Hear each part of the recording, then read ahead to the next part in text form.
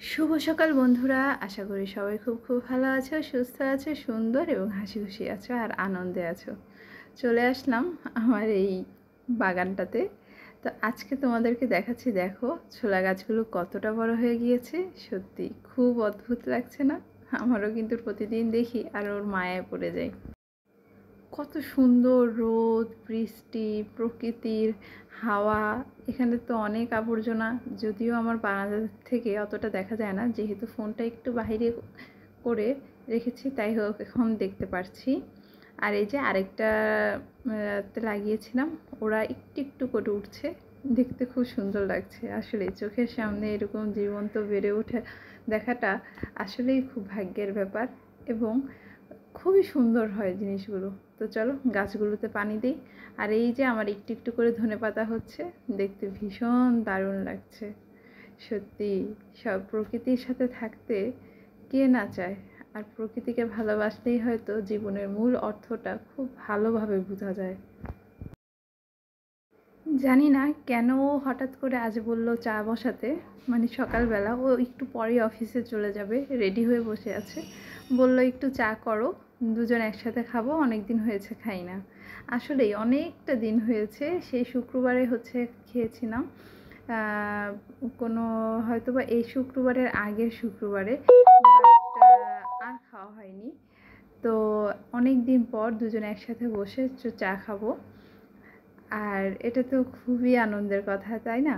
আর আমি তো প্রতিদিন কফি আমার খেতেই হয়, সেটার কোনো মিস নেই। কিন্তু দুজন একসাথে বসে গল্প করতে করতে চা খাওয়াটা আসলেই খুব ভাগ্য বলবো কি না জানি না, খুব ভাগ্যবান লোক হলে মনে হয় এরকমটা পাওয়া যায়। কারণ চারদিকে এখন যতটা অশান্তি সব কিছু নিয়ে, এর মধ্যে একটু শান্তি খুঁজে নেওয়াটাই আমাদের কাজ। তো এখানে আমি একটু তেজপাতা দিলাম, আর কিছুই দিব না, কারণ এই চাটা খেতে এমনিতেও একটু মিষ্টি মিষ্টি, এবং স্মেলটাও খুবই মিষ্টি মিষ্টি। আর এই যে আমার বান্ধবী এসে হাজির, আমাকে উকি দিচ্ছে, ওকে ব্রেকফাস্ট কখন দিব। আর আজকে ওকে খুব সুন্দর লাগছে, তাই না? মনে হয় কেউ ওকে নিয়ে গোসল করিয়ে দিয়েছে, তাই এতটা সুন্দর লাগছে। এই দেখো জাল দিতে দিতে চায়ের কালারটা চেঞ্জ হয়ে এসেছে। এখন এটা নামিয়ে দুজনে একসাথে খেয়ে নিব। আসলে দুজন দুজনকে বোঝার মধ্য দিয়ে, দুজন দুজনকে জানার মধ্য দিয়ে কিন্তু দুজনের আন্ডারস্ট্যান্ডিংটা খুব ভালো হয়। তুমি একটা মানুষকে যতটা ছেড়ে দিবে, ছেড়ে দেওয়া বলতে আমি সেই ছেড়ে দেওয়া বলছি না, মানে তাকে যত স্পেস দিবে তোমার সম্বন্ধে জানার, সে ততটাই তোমার কাছে থাকবে। তাকে যতটা স্পেস দিবে তুমি তাকে জানতে পারবে। তারপর ওকে বিদায় করে দিয়ে আমি আমার মেডিটেশনে বসে পড়লাম। আসলেই যখন মেডিটেশনটা করি এতটা শান্তি লাগে যা বলার বাহিরে। দুজন দুজনের ভালো সময়টা, খারাপ সময়টা, সব সময় পাশে থাকার যে একটা প্রতিজ্ঞা আমরা তখন করে থাকি, সেই সময়টা শুধু প্রতিজ্ঞা না, সেটা কিন্তু কাজেও তোমাকে দেখাতে হবে। দুজনকে বোঝা যে তুমি এখন রেগে আছো না মন খারাপ করে আছো না কি প্রবলেম, এই যে দুজনকে বোঝা, দুজনের মনের কথাটা না বললেও সেটা বুঝতে পারা, এটা এতটুকুই দুজনের মধ্যে সম্পর্কটা সবচাইতে সুন্দর রাখে। আর এতটুকু তো করা যেতেই পারে, তাই না? তারপর মেডিটেশনটা করে আমি উঠে পড়ছি। এখন একটু কিছু যোগা পোজ করব, যেটা আমাদের শরীর এবং মনের জন্য খুবই ভালো হয়। তো এই আসনটা আমার খুব পছন্দের। আর এই আসনটা করলে যাদের কি বলে যে ফ্রোজেন শোল্ডারের প্রবলেম আছে সেটা চলে যাবে, এবং যাদের ফ্রোজেন শোল্ডার এখনও হয়নি, কিন্তু যদি না হওয়াতে চাও তাহলে এই আসনটা করে নেবে, তাহলে আর কখনোই তোমাদের ফ্রোজেন শোল্ডারের প্রবলেমটা হবে না।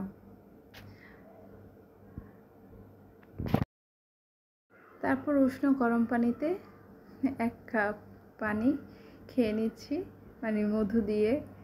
আর এটা তো রোজকারের কাজ হয়ে গেছে। আশা করছি এটার আমি বেশ ভালো বেনিফিট পেয়েছি। বলতে আগে আমার সুগার লেভেলটা খুবই কম ছিল, এখন নর্মাল হয়েছে।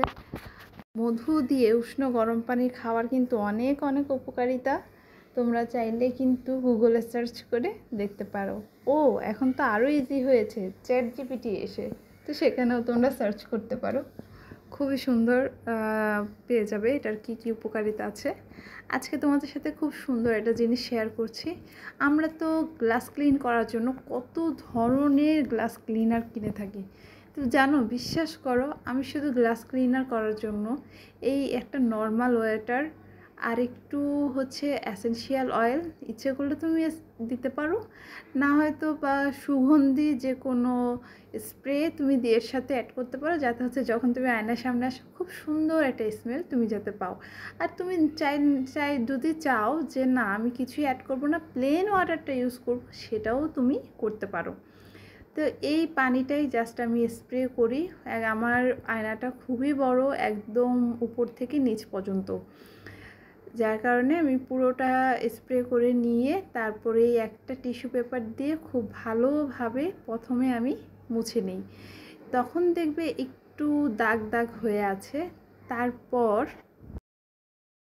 যখন আমি নেক্সট টিস্যুটা নিয়ে মুছবো, এই সময়টাতে কিন্তু গ্লাসে একটা ফোঁটাও দাগ থাকবে না এবং এত সুন্দরভাবে এটা ক্লিন হবে যা কিনা তোমার যে কোনো কেনা গ্লাস ক্লিনারের চাইতেও বেশি ক্লিন হবে। এবং খুব ইজিলি, গ্লাসে যে কত ধুলো ময়লা থাকে যদি তুমি না মুছো তাহলে কখনোই বুঝতে পারবে না। আর খুব ইজিলি আর সুন্দরভাবে এটা ক্লিন হয়ে যায়। তো এই টিপসটা অবশ্যই তোমরা ট্রাই করবে কিন্তু। এই যে দেখো কতটা ময়লা মানে এই গ্লাসটাতে ছিল, দেখলে সত্যি বিশ্বাস করার উপায় নেই। দেখো তো কোনো দাগ আছে কি না, কোনো সাইড থেকেও কোনো দাগ, মানে মুছেছি এটারও তো একটা দাগ থাকে, সেই দাগটা পর্যন্তও নেই। আর আমার গ্লাসটা দেখেছো কত বড়, একদম উপর থেকে নিচ পর্যন্ত। আমি বানানোর সময় এভাবেই বলেছিলাম আঙ্কেলকে যে আমার আলমারির গ্লাসটা এরকম থাকবে। আসলে খুব সুন্দর ক্লিন হয়েছে না, সাইড থেকেও কিন্তু বোঝা যাচ্ছে না আমি কোনো ক্লিনার ছাড়া এটাকে ক্লিন করেছি। তো পর্দাটাকে আবার দিয়ে রাখলাম। এবার চলো ফার্নিচারগুলো ক্লিন করে নিই।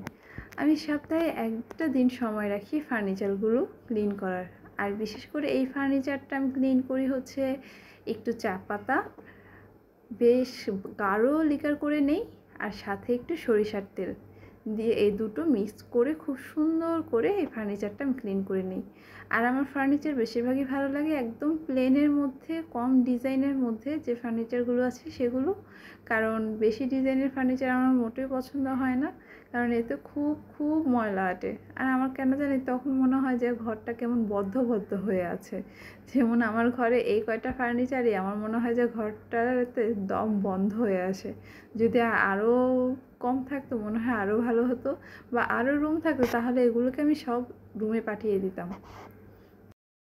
আসলে সাজাতে কার না ভালো লাগে বলো, সবারই ভালো লাগে রুম সাজাতে, কিন্তু যখন ঘরে জায়গার অনুযায়ী অনেক বেশি হচ্ছে তোমার